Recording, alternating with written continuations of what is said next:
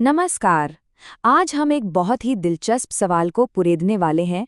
क्या हिंदू धर्म सच में दुनिया का सबसे पुराना और आज भी माना जाने वाला धर्म है?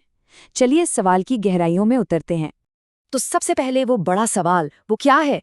जब हम इंसानी इतिहास के पन्ने पलटते हैं तो आखिर वो कौन सी आस्था है जो समय की हर परीक्षा को पास करके आज भी हमारे बीच मौजूद है? और देखिए, जो जवाब सामने आता है वो है हिंदू धर्म। इसे सनातन धर्म के नाम से भी जाना जाता है और आमतौर पर इसे ही दुनिया का सबसे पुराना जीवित धर्म माना जाता है। इसकी जड़ें हजारों साल गहरी हैं। अब ये जो नाम है सनातन धर्म, सुनने में ही कितना गहरा लगता है ना? पर इसका असल में मतलब क्या है? आइए इसे समझते हैं। सनातन धर्म का मतलब है शाश्वत धर्म, या कह लीजिए एक ऐसा रास्ता जो हमेशा से है और हमेशा रहेगा। इसे ना एक नदी की तरह सोचिए, जो हमेशा बहती रहती है, समय के साथ थोड़ा रूप बदलती है, पर उसका जो मूल स्वभाव है वो वही रहता है। ये कोई थमी हुई चीज नहीं है, बल्कि एक ऐसा रास्ता है जिसके सिद्धांत हमेशा काम के रहते हैं। अच्छा, अब हिंदू धर्म की एक और बहुत ही खास, बहुत ही अनोखी बात है, और वो है इसकी शुरुआत। ये बात इसे दुनिया के कई दूसरे बड़े धर्मों से बिल्कुल अलग बनाती है। ज्यादातर धर्मों को देखें तो उनका कोई ना कोई एक संस्थापक होता है, कोई एक पैगंबर, कोई गुरु। पर हिंदू धर्म के साथ ऐसा नहीं है। इसे किसी एक इंसान ने किसी एक तय समय पर शुरू नहीं किया। ये तो जैसे भारतीय उपमहाद्वीप में हजारों सालों से बह रही अलग अलग परंपराओं और विचारों की धाराओं का एक महासंगम है। और जब हम इसकी जड़ों की बात करते हैं तो ये कोई 100-200 साल पुरानी बात नहीं है। हम बात कर रहे हैं लगभग 7000 ईसा पूर्व की। सोचिए जरा, ये तारीखें हमें सीधे सिंधु घाटी सभ्यता से जोड़ती हैं, जो दुनिया की सबसे पहली और विकसित शहरी सभ्यताओं में से एक थी। मतलब ये वाकई में बहुत प्राचीन है। तो सवाल ये उठता है कि भाई, हजारों साल पुरानी इन बातों के बारे में हमें पता कैसे चलता है? तो इसका जवाब छुपा है इसके पवित्र ग्रंथों में। चलिए हिंदू धर्म के सबसे शुरुआती और सबसे जरूरी ग्रंथों में से एक पर थोड़ी नजर डालते हैं।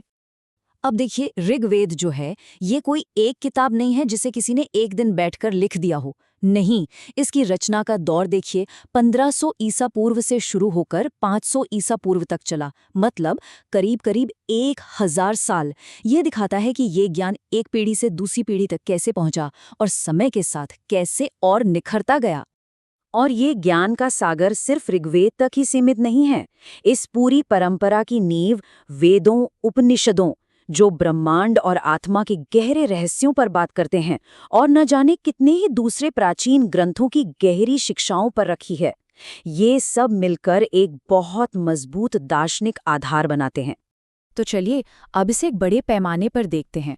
दुनिया के जो दूसरे पुराने धर्म हैं, उनके मुकाबले हिंदू धर्म की कहानी क्या है। एक छोटी सी तुलना करते हैं ताकि पूरी तस्वीर साफ हो जाए।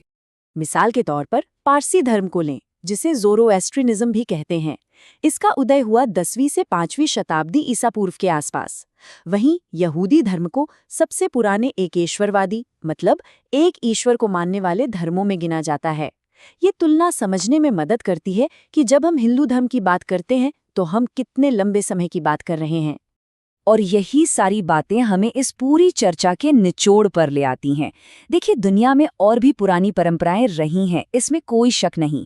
लेकिन आज भी जो धर्म पूरी तरह से जीवित है, जिसके करोड़ों अनुयायी हैं, उनमें हिंदू धर्म को ही सबसे प्राचीन माना जाता है। ये इसकी समय के साथ ढल जाने की क्षमता का एक बहुत बड़ा सबूत है। तो आखिर में एक सवाल हमारे जहन में रह जाता है।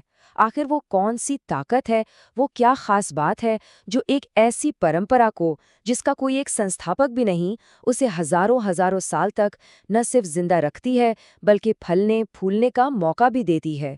ये वाकई में सोचने वाली बात है।